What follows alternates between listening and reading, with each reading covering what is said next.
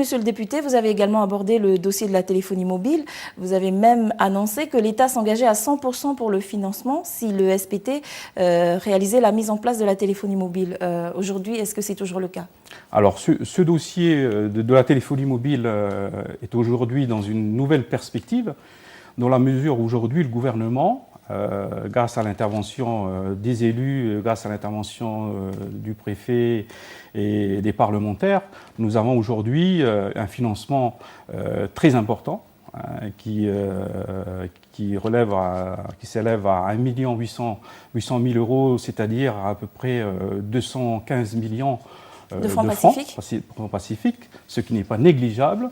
Et ça permet en tout cas aujourd'hui à l'Assemblée territoriale de pouvoir mettre en place cette téléphonie mobile. 30% donc seulement de participation Voilà, de l'État. je confirme donc 30% du financement total qui est de 6 millions. Donc il resterait donc 70% à chercher un financement, mais je pense que l'on s'oriente vers un prêt. Mais tout cela, bien entendu, relève bien entendu de la compétence. 70%, monsieur le député, est-ce que c'est faisable quand on voit la situation financière de notre territoire qui n'est pas... C'est faisable dans la mesure où on peut accéder à des crédits État. C'est-à-dire qu'aujourd'hui, on est en pourparlers. Donc j'ai rencontré donc, à Paris le directeur de la Caisse de dépôt et de consignation, de manière à leur expliquer un petit peu le problème et le contexte du territoire. Il y aura aussi une demande de financement aussi pour faire un devis sur la téléphonie mobile auprès de l'AFD.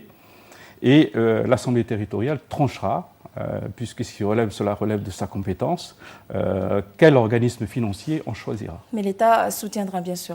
Autre problème auquel vous êtes sensible, monsieur le député, puisque vous êtes un ancien enseignant, celui rencontré le mois dernier au lycée, qui avait d'ailleurs fait l'objet de la mission de l'inspecteur général de l'éducation nationale, Roger Chudeau.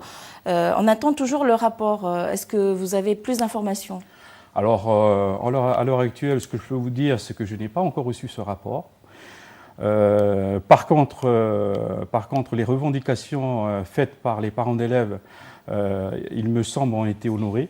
Et aujourd'hui, je pense qu'on s'oriente vers un climat plus serein de travail au lycée. Et on ne peut que se féliciter de cela. Monsieur le député, merci de nous avoir apporté toutes ces informations ce soir. C'est moi. Merci.